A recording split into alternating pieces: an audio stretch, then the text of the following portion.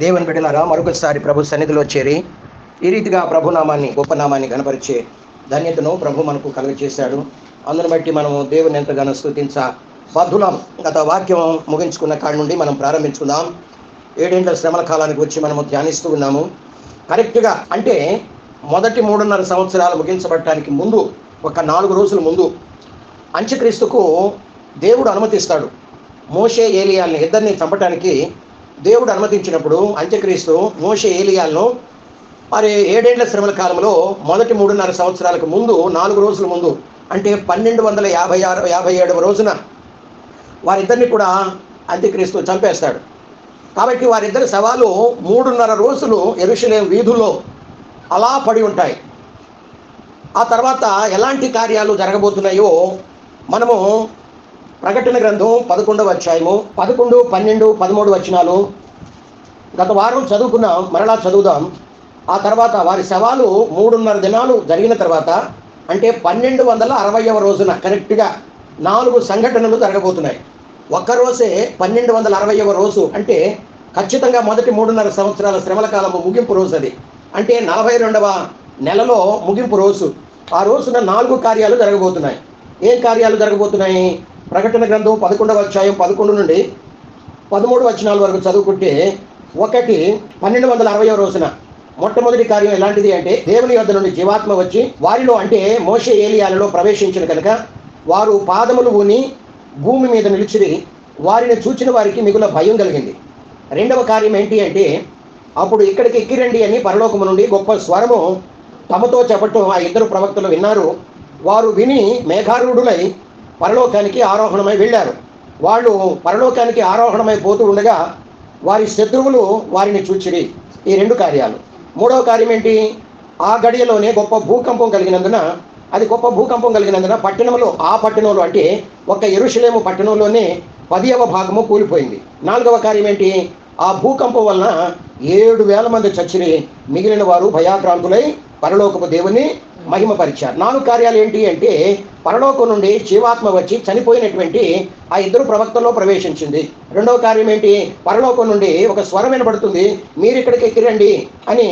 స్వరం విన్నటువంటి వాళ్ళు మేఘారూఢులై పరలోకానికి ఆరోహణమై వెళ్ళిపోయారు. మూడవది ఏంటి? యెరూషలేము పట్టణంలో గొప్ప భూకంపం కలిగినందున ఆ పట్టణంలో 10వ భాగం కూలిపోయింది. 4వ కార్యం ఏంటి అంటే, ఆ భూకంపం వలన 7,000 మంది.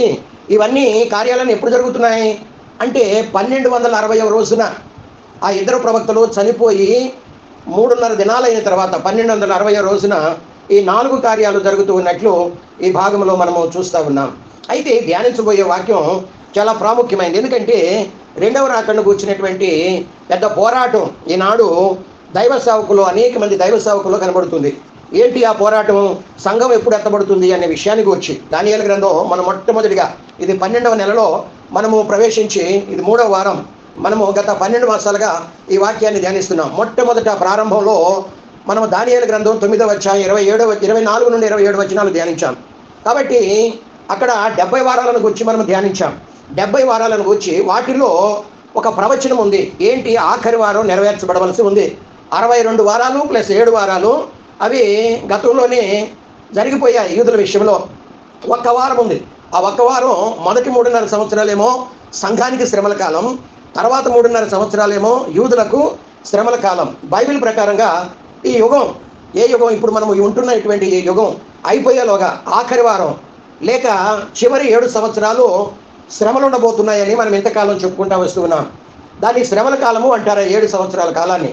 అది ఎగ్జాక్ట్గా ఎప్పుడు ప్రారంభమైంది అంటే, మనము ఇశ్రాయేలీయులు యెరూషలేములో దేవుని మందిరాన్ని కట్టడం ఎప్పుడైతే వాళ్ళు పునాది వేస్తారో ఆ రోజు నుండి మనం ఏం చేయాలి చెప్పండి? 7 సంవత్సరాలు లెక్క పెట్టుకుంటా పోవాలి. ఆ కాలాన్నే 7 ఏళ్ల శ్రమల కాలం అంటారు. ఆ కాలంలోనే ప్రకటన గ్రంథం దాదాపు 80% నెరవేర్చబడుతుంది. ఆ 7 సంవత్సరాల్లోనే శ్రమల కాలంలోనే దాదాపు 80% ప్రకటన గ్రంథం నెరవేర్చబడిపోతుంది. అయితే సంఘం ఎత్తబడటం అంటే ఏంటి? సంఘం ఎత్తబడటం అంటున్నారు కదా. సంఘం ఎత్తబడటం అంటే ఏంటి అంటే, మొదటి తెస్సలోనీయులకు రాసిన పత్రిక మీరు తర్వాత చదువుకోండి, 4వ అధ్యాయం 13 నుండి 16 వచనాల వరకు. యేసు ప్రభువుని ఎవరైతే నమ్ముకున్నారో, పరిశుద్ధంగా జీవించారో అలాంటి వాళ్ళు, చనిపోయినటువంటి వాళ్ళ ఆత్మలు ఎక్కడున్నాయని చెప్పుకుంటూ వస్తున్నాం. యేసు ప్రభువుని నమ్ముకొని జీవించినంతకాలం పరిశుద్ధంగా జీవించి ఎవరైతే చనిపోయి ఉంటారో ఆదాము మొదలుకొని ఆ రోజు వరకు ఎవరైతే చనిపోయి ఉంటారో ఆ పరిశుద్ధుల ఆత్మలు ఎక్కడ ఉంటాయని చెప్పుకుంటున్నాం? పరదేశంలో ఉంటాయి.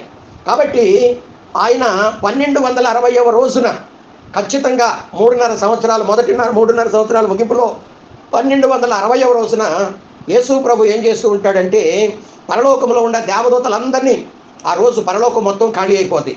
పరలోకంలో ఉన్న మొత్తం దేవదూతల్ని వెంటబెట్టుకుని ఆకాశ మండలానికి వస్తాడు. ఎందుకనంటే వధువు పరలోకానికి ఆయన ఎదుర్కొంటానికి పోబోతుంది. ఈ దేవదూతలందరూ కూడా ఏం చేయాలి ఇప్పుడు అంటే, మనం చదువుకుంటా ఉన్నాం ఏమనంటే, గతంలో చెప్పుకున్నాం, వాళ్ళందరూ కూడా ఆహ్వానాన్ని పలకాలి. పెళ్లి కుమార్తెకు వధువు సంఘానికి ఏం చేయాలి?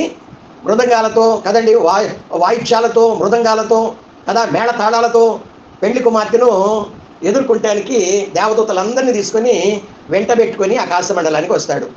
వస్తూ ఏం చేస్తాడు? పరలోకంలో ఒక భాగంగా ఉంది పరదేశం. అందులో ఉన్నటువంటి ఆదాము మొదలుకొని ఆ రోజు వరకు చనిపోయినటువంటి పరిశుద్ధుల ఆత్మలు వాళ్ళందరినీ వెంటబెట్టుకొని వస్తాడు. మూడవదిగా ప్రధాన దూతను. ఎందుకంటే మొదటి దశలోనికి రాసిన పత్రిక మరి 4వ అధ్యాయం 16వ వచనంలో మనం చదువుకుంటే, ప్రధాన దూత అక్కడ ఏం చేయబోతున్నాడు?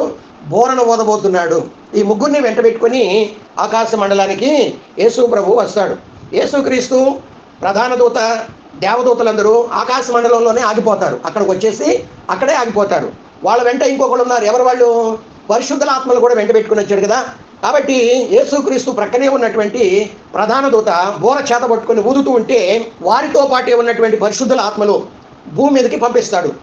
వాళ్ళ శరీరాలు ఎక్కడైతే, పరిశుద్ధుల శరీరాలు ఎక్కడైతే సమాధి చేయబడ్డాయో అక్కడ వాళ్ళ ఎముకలు, వాళ్ళ నరాలు, వాళ్ళ మాంసం అన్నీ కూడా కలుసుకుంటాయి. తిరిగి మామూలు శరీరంగా మారిపోతుంది. అప్పుడు వాళ్ళ శరీరాల్లోనికి ఇప్పుడు వాళ్ళ ఆత్మను యేసయ్య ప్రవేశపెడతాడు. దేవుడు ఆ శరీరానికి మహిమా శరీరాన్ని ధరింపజేస్తాడు. ఇప్పుడు ఆ శరీరాలు సమాధి నుండి పైకి లేస్తాయి. బ్రతికి ఉన్నటువంటి వాళ్ళ ఆత్మలు, పరిశుద్ధుల ఆత్మలు రూపాంతరం చెంది, చనిపోయిన పరిశుద్ధుల ఆత్మలు, బ్రతికి ఉన్నటువంటి పరిశుద్ధుల ఆత్మలు వీళ్ళు కలిసి ఆకాశ మండలంలో ఉన్నటువంటి ప్రభువుని కలుసుకుంటారు. దీన్నే సంఘం ఎత్తబడటం అంటారు. అర్థమైంది కదండి? దీన్నే సంఘం ఎత్తబడటం అంటారు. దేవునికి మహిమ కలుగును గాక. పైన ఉన్నటువంటి పరిశుద్ధుల ఆత్మల్ని భూలోకానికి పంపించినప్పుడు, చనిపోయిన పరిశుద్ధుల ఆత్మలు ఎక్కడ ఉన్నప్పటికీ మట్టి రేణువులు అవన్నీ కలుసుకొని వారి ఎముకలు, నరాలు, మాంసం, చర్మం అన్నీ కూడా ఏకమై అయినప్పుడు, వాళ్ళ ఆత్మను పరలోకం నుండి, పరదేశం నుండి పంపించిన వాళ్ళ ఆత్మలు వాళ్ళ శరీరాలను ప్రవేశించినప్పుడు వాళ్ళ ఆత్మ శరీరాలు పైకి లేస్తాయి సమాధిలో నుండి. మరుక్షణం, అదే క్షణంలో బ్రతికి ఉన్నటువంటి పరిశుద్ధుల ఆత్మలు ఏం చెందుతాయి? మహిమా శరీరాన్ని ధరించుకొని రూపాంతరం చెందుతాయి. రూపాంతరం చెంది చనిపోయి తిరిగి లేచిన పరిశుద్ధులాత్మలు, బ్రతికి ఉన్నటువంటి పరిశుద్ధులాత్మలు కలిసి ఏకంగా వీళ్ళు పరలోకానికి కొనిపోబడతారు. దీన్నే సంఘం ఎత్తబడటం అంటారు. ఇది ఎప్పుడు జరిగిద్ది, లేక సంఘం ఎప్పుడు ఎత్తబడిద్ది అని మనం జాగ్రత్తగా చూసినట్లయితే, 7 ఏళ్ల శ్రమల కాలానికి ముందా, లేక 7 ఏళ్ల శ్రమల కాలం మధ్యలోన, అంటే మొదటి 3.5 సంవత్సరాలు ముగించబడిన తర్వాత అని మనం చూస్తే, మనం ఇప్పటి వరకు చదువుకున్నాం ప్రకటన గ్రంథం 11వ అధ్యాయం 11 నుండి 12 వచనాలు, అలాగే 15వ వచనం కూడా మనం చదువుకుంటే ఆ విషయాలు మనకు కనబడుతూ ఉన్నాయి. ఏమని? 7 ఏళ్ల శ్రమల కాలం ప్రారంభం కాగానే దేవుడు 2 సాక్షులను భూమి మీదకి యెరూషలేము పట్టణానికి పంపిస్తాడు. మొదటి 3.5 సంవత్సరాల్లో వాళ్ళు వచ్చిన పనిని ఆ 2 ప్రవక్తలు ముగిస్తారు. వారు ఎందుచేత అయితే భూమి మీదకి పంపబడ్డారో వాళ్ళ మొదటి 3.5 సంవత్సరాలలో వారు వచ్చినటువంటి పనిని ముగిస్తారు. వాళ్ళు ఆ పని అయిపోయిన అంటే 1257వ రోజున వారిద్దరిని చంపడానికి అంత్యక్రీస్తుకు దేవుడు అనుమతిస్తాడని ఇప్పటి వరకు మనము చెప్పుకున్నాం. వాళ్ళ శవాలు యెరూషలేము వీధుల్లో 3.5 రోజులు అలానే పడి ఉంటాయని కూడా చెప్పుకున్నాం. భూమి మీద ఉన్న ప్రజలు ఏం చేస్తారంటే, వాళ్ళిద్దరు శవాల్ని, మోషే, ఏలియాలు చనిపోయిన తర్వాత వాళ్ళిద్దరు శవాలను చూసి సంతోషంతో వాళ్ళు కట్న కానుకలు పంచుకుంటూ ఉంటారు, గిఫ్ట్లు పంపించుకుంటూ ఉంటారు. ఎందుకంటే యేసుక్రీస్తుని గురించి చెప్పినప్పుడు, వాళ్ళిద్దరూ అద్భుతాలు భూమి మీద చేసినప్పుడు ఇవన్నీ కూడా అన్యులకి, నామకార్థ క్రైస్తవులకి నచ్చటం లేదు. యేసయ్య అంటే వాళ్ళకి ఇష్టం లేదు. అందువల్ల అంత్యక్రీస్తు వాళ్ళిద్దరిని చంపినప్పుడు ప్రపంచమంతా ఉన్నటువంటి అన్యజనాంగం లేక నామకార్థ క్రైస్తవులు వాళ్ళిద్దరూ చనిపోవటం చూసి సంతోషిస్తారు. వాళ్ళ శవాల్ని సమాధిలో పెట్టనివ్వరు అనమాట. యాంటీ క్రైస్ట్ని వాళ్ళిద్దరూ కూడా ఏం చేస్తారు? పొగుడుతారు. యాంటీ క్రైస్ట్ని ఏమని పొగుడుతారంటే, నీవు హీరోవి అయ్యా, వాళ్ళిద్దరిని నీవు మాత్రమే చంపగలిగావు అంటారు. యాంటీ క్రైస్ట్ అంటాడు, సరే మంచిదే, కానీ వాళ్ళిద్దరు శవాలు సమాధిలో పెట్టనివ్వండి అని అంటుంటే ప్రజలు అంటారు, మమ్మను తెగుళ్ళ చేత 3.5 సంవత్సరాలు తినటానికి ఆహారం లేకుండా, త్రాగటానికి నీళ్లు లేకుండా రక్తంగా మార్చేసి భయంకరమైన తెగుళ్ళు వాళ్ళు పంపించారు. కాబట్టి వాళ్ళ శవాలు 3.5 రోజులైనా, కనీసం ఒక 4 రోజులైనా వీధుల్లో ఉండనివ్వండి. నీవు ప్రపంచమంతా కూడా ఈ శవాల్ని, ఈ యెరూషలేము పట్టణంలో ఈ నడివీధుల్లో పడినటువంటి వీళ్ళ శవాల్ని నువ్వు టీవీలో లైవ్ కాస్ట్ చేయాలి అని యాంటీ క్రైస్తుతో ఈ అన్యజనాంగం ప్రపంచంలో ఉన్న వాళ్ళందరూ, అలాగే ఆ నామకార్థ క్రైస్తవులు యాంటీ క్రైస్తుతో చెప్తారు. అప్పుడు ఏం జరిగింది అంటే, ఇందాక మనం చదువుకున్నటువంటి ప్రకటన 11-12 వచనాలలో 3.5 రోజులైన తర్వాత జీవాత్మ దేవుని దగ్గర నుండి వచ్చి ఆ ఇద్దరిలో ప్రవేశించింది. కాబట్టి వాళ్ళు తమ పాదాలతో భూమి మీద నిలిచారు. వాళ్ళను చూస్తున్నటువంటి ప్రజలు భయం కలిగిద్ది. 12వ వచనంలో ఏమని వ్రాయబడి ఉందంటే, పరలోకం నుండి ఒక స్వరం, ఇక్కడికి ఎక్కిరండి అని ఒక స్వరం. వాళ్ళు చచ్చిన శవాలు చెవుల్లో గుండా దూరి వాళ్ళు అంటే ముందుగా జీవాత్మ వాళ్ళలో ప్రవేశించింది కాబట్టి వాళ్ళు పరలోకం నుండి వచ్చినటువంటి స్వరం వింటారు. ఏమని వచ్చింది? ఇదిగో ఇక్కడికి ఎక్కిరండి అని. వెంటనే వాళ్ళిద్దరు ఏమైపోయారు? మేఘాల మీద పరలోకానికి ఆరోహణమై వెళ్ళిపోయారు. వాళ్ళు పోతూ ఉంటే శత్రువులందరూ వాళ్ళని చూచిరి అని వ్రాయబడి ఉంది. ఆదికాండం 2వ అధ్యాయం 7వ వచనంలో ఏమని వ్రాయబడి ఉందంటే, దేవుడు ఆదామును సృష్టించినప్పుడు నేలమంటిని తీసుకొని నాసికారంధ్రములో జీవవాయువును ఊదాడు. ఆదాములో జీవాత్మ ప్రవేశించింది అని మనం చదువుకుంటా ఉన్నాం. అయితే ప్రకటన గ్రంథం 11వ అధ్యాయం 12వ వచనంలో కూడా సేమ్ అలానే, ఇందాక మనం చదువుకున్నాం కదా, ప్రకటన గ్రంథం 11వ అధ్యాయం 12వ వచనంలో సేమ్ ఎలా ఆదికాండం 2వ అధ్యాయం 7వ వచనంలో ఎలానైతే జరిగిందో సేమ్ అలానే ఆ ఇద్దరు సాక్షుల శవాలను మరి సేమ్ అలానే వాళ్ళలో జీవాత్మ ప్రవేశించింది. వాళ్ళు దేవుని స్వరాన్ని విని పరలోకానికి మేఘాల మీద కొనిపోబడి ఆరోహణమైనట్లు మనం చూస్తూ ఉన్నాం. ఆ ఇద్దరు సాక్షుల శవాల్ని ప్రజలందరూ లైవ్ కాస్ట్ టీవీలో చూస్తూ ఉండగా, ప్రపంచమంతా కూడా ఇద్దరు శవాలు ఏం చేస్తూ ఉంటారు? లైవ్ టెలికాస్ట్లో చేస్తూ ఉండగా టీవీలో చూస్తూ ఉంటే దేవుని దగ్గర నుండి జీవాత్మ వారిలో ప్రవేశించి అందరూ చూస్తూ ఉండగా పరలోకానికి ఎక్కి వెళ్ళిపోతారు అని మనం చదువుకున్నాం. 11వ అధ్యాయం 12వ వచనంలో ఒక మాట వ్రాయబడి ఉంది కదా. ఏ మాట అది? ఇదిగో ఇక్కడికి ఎక్కి రండి అని పరలోకం నుండి. సేమ్ అదే మాట. ఏ మాట? ప్రకటన గ్రంథం 4వ అధ్యాయం 1వ వాక్యంలో మీరు చదువుకోండి. ఇక్కడికి ఎక్కిరము అనే మాట అక్కడ కూడా వ్రాయబడి ఉంది. ఏ మాట? ప్రకటన గ్రంథం 11-12లో ఏ మాట అయితే వ్రాయబడి ఉందో అదే మాట ప్రకటన 4:1లో కూడా వ్రాయబడి ఉంది. ఏ మాట అది? ఇదిగో ఇక్కడికి ఎక్కిరమ్ము. ఇక్కడేమో ఎక్కిరమ్ము అని ఉంది, అక్కడేమో ఇదిగో ఇక్కడికి ఎక్కి రండి. అక్కడ ఎక్కి రండి అంటే ఎవరితో మాట్లాడుతుంది ఆ మాట? ఇద్దరు ప్రవక్తలతో. ఇక్కడ ఎక్కిరమ్ము అనే మాట ఎవరితో మాట్లాడుతుంది? స్వరం ఈ పుస్తకాన్ని వ్రాస్తున్నాడే, ఏ పుస్తకం? ప్రకటన గ్రంథాన్ని వ్రాస్తున్నటువంటి యోహానుకు ఆ స్వరం వినపడుతూ ఉంది. ఎందుకంటే భూలోకంలో 1వ అధ్యాయం ఆయన ప్రకటన గ్రంథంలో యేసయ్య ఒక స్వరం వినబడుతుంది యోహానికి. నీవు చూచుచున్న వింటున్న ఈ మొత్తాన్ని 7 సంఘాలకి నువ్వు రాసి పంపు అనే మాట. మొదటి 3 అధ్యాయాలలో 7 సంఘాల యొక్క ప్రవర్తన, వాళ్ళ నడవడిక, వాళ్ళ యొక్క ఒడిదుడుకులు, వాళ్ళలో ఉన్న లోపాలు అవన్నీ కూడా యేసయ్య యోహాను అపోస్తలుడైనటువంటి యోహానుకు చూపిస్తూ ఉన్నాడు, వినిపిస్తూ ఉన్నాడు. కాబట్టి ఇప్పుడు అంటున్నాడు ఆయన, నీవు చూస్తూ వింటున్నటువంటి మాటలు భూమి మీదే ఉన్నటువంటి 7 సంఘాలకి నువ్వు రాసి పంపు. ఆ మొదటి 3 అధ్యాయాలు అయిపోయినాక 4వ అధ్యాయం 1వ వాక్యం ప్రారంభమవుతుంది.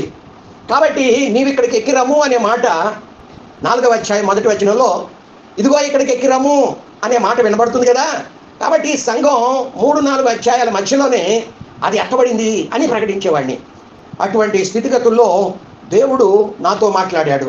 నీవు పరిశుద్ధ గ్రంథాన్ని లోతుగా చదవటం ప్రారంభించు అన్నాడు. నేను అప్పటి నుండి ఏం చేస్తున్నానంటే దినానికి ఒక 3 అధ్యాయాలైనా, అంటే బడబడ చదువుకుంటా పోతే 2 పుస్తకాలు రోజుకి కాజేయవచ్చు. ఆదికాండం మొత్తం చదవచ్చు, మరి నిర్గమకాండం కూడా చదవచ్చు. అలా కాదు, నాకు అప్పటి నుండి ఏం చేయడం ప్రారంభించానంటే ఒక వచనం నాకు అర్థమైతేనే 2వ వచనానికి వెళ్తా, ఒక పారాగ్రాఫ్ అర్థమైతేనే 2వ పారాగ్రాఫ్కి వెళ్తా, ఆ చాప్టర్ నాకంతా అర్థమైతేనే 2వ చాప్టర్కి, లేకుంటే అది అర్థమయ్యేంత వరకు నేను అక్కడే నిలబడి ధ్యానిస్తూనే ఉంటాను. ఒక వచనంలో ఒక కీవర్డ్ ఉంటుంది, ఒక పారాగ్రాఫ్లో ఒక కీవర్డ్ ఉంటుంది, ఒక అధ్యాయం అంతట్లో ఒక కీవర్డ్ ఉంటుంది, ఒక పుస్తకం ఆదికాండం అంతట్లో ఒక ఉందనుకోండి ఒక పుస్తకం, ఆ పుస్తకం అంతట్లో ఒక కీవర్డ్ ఉంటుంది అన్నమాట.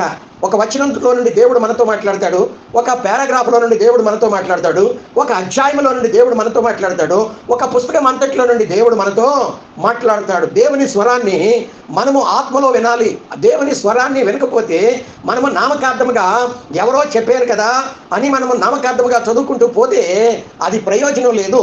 నువ్వు ఎన్ని అధ్యాయాలు చదివినా, ఎన్నిసార్లు పరిశుద్ధ గ్రంథాన్ని తిరిగేసినా అది నీకు అర్థం కానే కాదు. ఆత్మీయ గుడ్డితనం అనేది, ఆత్మ సంబంధమైన అంధత్వం అనేది మనలోకి వస్తుంది. కాబట్టి మనం అలా ఉండకూడదు అన్నటువంటిది పరిశుద్ధ గ్రంథం. ప్రకటన గ్రంథం 3వ అధ్యాయం తర్వాత సంఘం ఇక భూమి మీద కనపడదు. 4వ అధ్యాయం 1వ వచనంలో సంఘం ఎత్తబడిద్ది అని చెప్పాడు. ఈయనే కాదు, దాదాపు ఈనాడు భూమి మీద ఉన్నటువంటి సకల ప్రపంచ దైవ సేవకులందరూ 99.99% ఇలానే ప్రకటిస్తున్నారు. ఏమని? ప్రకటన గ్రంథం 3వ అధ్యాయం చివరి వచనం తర్వాత ఇక సంఘం అనేది భూమి మీద కనపడదు. కానీ ప్రకటన గ్రంథం 4వ అధ్యాయం 1వ వచనంలో వ్రాయబడి ఉంది. ఏంటి ఆ మాట? ఇదిగో ఇక్కడికి ఎక్కి రమ్ము. ఇంతకాలం అపోస్తలుడైన యోహానుకు యేసు ప్రభువు వారు ఏం చూపించాడు? 7 సంఘాలు భూమి మీద ఉన్నాయి. వాళ్ళ నడవడి, వాళ్ళ ప్రవర్తన, వాళ్ళ తొట్టుపాటు, వాళ్ళ కూలిపోవటం, జారిపోవటం, పడిపోవటం, అవన్నీ కూడా తిరిగి దేవుడు ఆ సంఘాలకు సమయం ఇవ్వటం, అవకాశం ఇవ్వటం. నువ్వు తిరిగి లేస్తే, నువ్వు మారు మనసు పొందితే నీవు ఇలా తిరిగి కోలుకుంటావు, పరలోకానికి కొనుక్కోబడతావు. లేకుంటే జరిగే విపత్తు, నష్టం ఏంటో 3 సంఘాలకు జరిగే విషయాలన్నీ కూడా అపోస్తలుడైన యోహానుకు యేసు ప్రభువు చూపిస్తూ వచ్చాడు. 4వ అధ్యాయం, ఎందుకంటే భూమి మీద సంఘటనలన్నీ జరిగి ముగించబడ్డాయి కాబట్టి 4వ అధ్యాయం 1వ వచనం నుండి పరలోకంలో కొన్ని సంఘటనలు జరగబోతున్నాయి. కాబట్టి నీకు అక్కడ జరిగే విషయాలన్నీ కూడా నీకు చూపిస్తానని యోహానును పరలోకానికి ఆత్మ ద్వారా ఆయన కొనిపోయాడు. యోహానుకు చెప్పబడిన మాటే నీవిక్కడికి ఎక్కి రమ్ము అనే మాట, కానీ సంఘానికి కాదు అనే విషయం. సంఘం అనేది ఎప్పుడు ఎత్తబడుతుంది అంటే, ఇందాక మనం చదువుకున్నాం ప్రకటన గ్రంథం 11వ అధ్యాయం 11, 12, 13 వచనాలు. 15వ వచనంలో కడబోరం రోగబోతుంది. ప్రధాన దూత యేసు ప్రభు వెంట తీసుకుని వచ్చాడు. ఆకాశ మండలానికి పరిశుద్ధుల ఆత్మలు తీసుకుని వచ్చాడు. పరలోకమంతా ఖాళీ చేసి దేవదూతలందరినీ పట్టుకుని వచ్చాడు. ఆకాశ మండలంలో యేసు ప్రభు ప్రక్కనే ఉన్నటువంటి ప్రధాన దూత మొదటి తెస్సలోనీయులకు రాసిన పత్రిక 4వ అధ్యాయం 16వ వచనంలోను, అలాగే దేవుని పిల్లలారా ఈ ప్రకటన గ్రంథం 11వ అధ్యాయము 12వ వచనం 15వ వచనంలో ప్రధాన దూత ఏం చేయటం ప్రారంభించాడు? ఆయన చేత బోర పట్టుకొని ఓదటం ప్రారంభించాడు. ఎప్పుడైతే ప్రధాన దూత ఆ బోర శబ్దం వినబడుతుందో చనిపోయిన పరిశుద్ధులు, బ్రతికినటువంటి పరిశుద్ధులు 11వ అధ్యాయం ప్రకటన గ్రంథం 15వ వచనంలో సంఘము పరలోకానికి కొనిపోబడుతుంది. దేవునికి మహిమ కలుగును గాక. దేవునికి స్తోత్రాలు. దేవుని వాక్యాన్ని అది అపోస్తలుడైన యోహాను ఈ పరలోకానికి ఎక్కిరము అని చెప్పబడింది తప్ప సంఘము కాదు. సంఘము ఖచ్చితంగా భూలోకంలోనే ఉంటుంది. 7 ఏళ్ల శ్రమల కాలంలో మొదటి 3.5 సంవత్సరాలు లేక 42 నెలలు లేక 1260 రోజులు భూలోకంలోనే శ్రమ అనుభవించాలి. సంఘాన్ని పరిపూర్ణతలోనికి శ్రమల ద్వారా యేసు ప్రభు పరిపూర్ణతలోనికి నడిపించాలి, ప్యూరిఫై చేయాలి. కడవరి సంఘం నాణ్యమైనటువంటి సంఘముగా, పరిశుద్ధమైన సంఘముగా ఆ ఎఫెసీ పత్రికలో వ్రాయబడిన రీతిగా 1వ అధ్యాయంలోను, అలాగే 5వ అధ్యాయం 27వ వచనంలోను వ్రాయబడిన రీతిగా, కొలస్సీ పత్రిక 1వ అధ్యాయంలో కూడా వ్రాయబడిన రీతిగా ఏ రీతిగా సంఘం ఉండాలని యేసు ప్రభు వారు కోరుకుంటున్నాడో ఆ రీతిలో ఆయన సంఘాన్ని ప్యూరిఫై చేసి 1 పేతురు పత్రిక 1వ అధ్యాయం 6-7 వచనాల్లో వ్రాయబడిన రీతిగా అగ్ని ద్వారా పుటమ వేస్తాడంట సంఘాన్ని. శ్రమల ద్వారా ఏం చేయబోతున్నాడు ఆయన? పుటమ వేసిన బంగారము వలె మొస్టంతా తొలగించి విశ్వాసము, అమూల్యమైనటువంటి విశ్వాసము కలిగిన అతి పరిశుద్ధ సంఘంగా ఆయన సిద్ధపరిచి పరలోకానికి తీసుకుని వెళ్తాడు. ఎప్పుడది మొదటి 3.5 సంవత్సరాలు సంఘానికి శ్రమలో మీరు 6వ అధ్యాయం 2వ వచనంలో అక్కడ మొదటి ముద్ర విప్పగానే యేసు ప్రభు 7 ముద్రలు చేతబట్టుకొని ఒక గ్రంథంలో ఉన్నటువంటి మొదటి ముద్రను విప్పుతూ ఉంటే 6వ అధ్యాయం ప్రకటన గ్రంథం 2వ వచనంలో యాంటీ క్రైస్ట్ అనేవాడు తెల్లని గుర్రం ఎక్కి రావటం ప్రారంభిస్తున్నాడు. యాంటీ క్రైస్ట్ ఎప్పుడైతే తెల్లని గుర్రం ఎక్కుతాడో ఆ మొట్టమొదటి రోజు నుండి 7 ఏళ్ల శ్రమల కాలం ప్రారంభమవుతుంది. అంటే మొదటి 3.5 సంవత్సరాలు సంఘానికి శ్రమలు.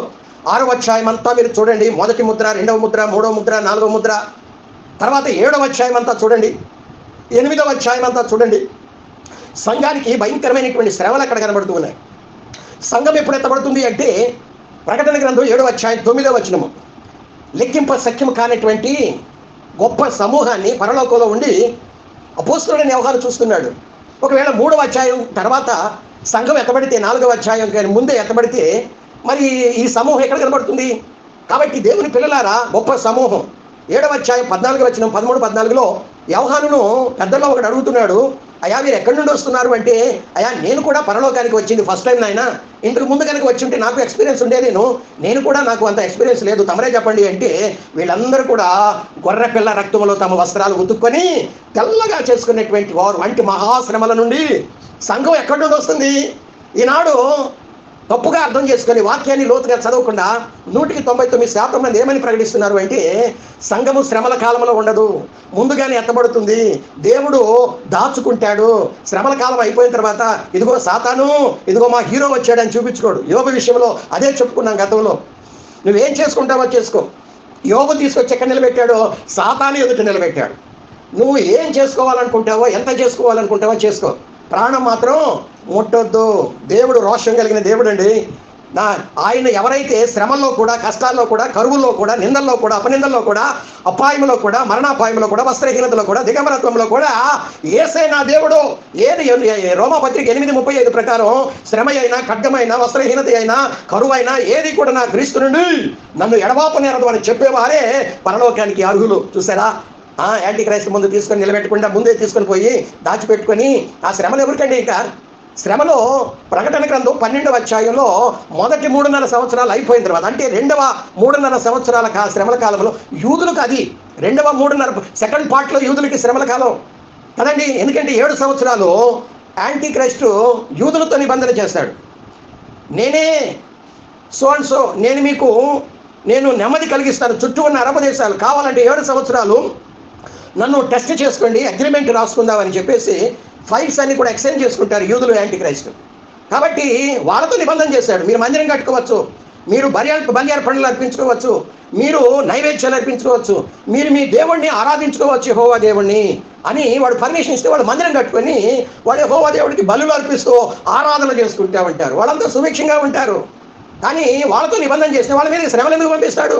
మొదటి 3.5 సంవత్సరాల తర్వాత నిబంధన రద్దు చేస్తాడు అని మనము మా దానియేలు గ్రంథం 9వ అధ్యాయం 24 నుండి 27 వచనాల వరకు, 2వ తెస్సలోనీయులకు రాసిన పత్రిక 2వ అధ్యాయం 3, 4, 5 వచనాల వరకు మనం చదువుకుంటే నిబంధన రద్దు చేస్తాడు మొదటి 3.5 సంవత్సరాల తర్వాతని మనం చదువుకుంటున్నాం. దేవుని బిడ్డ, శ్రమలు అనేవి విశ్వాసులకి, సంఘానికి ఉంటుంది. మొదటి 3.5 సంవత్సరాల కాలంలో తప్పకుండా సంఘం శ్రమల గుండా ప్రయాణం చేయాలి.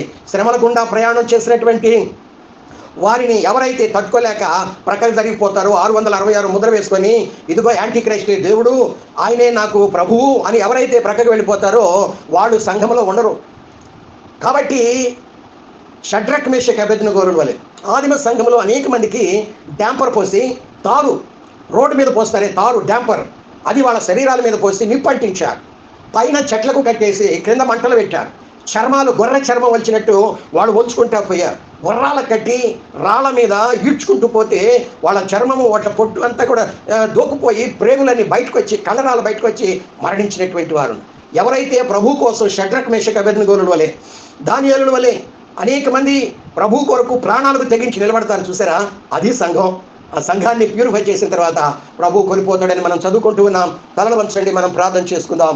ప్రేరేపణ కలిగినటువంటి వారు ప్రార్థన చేయండి.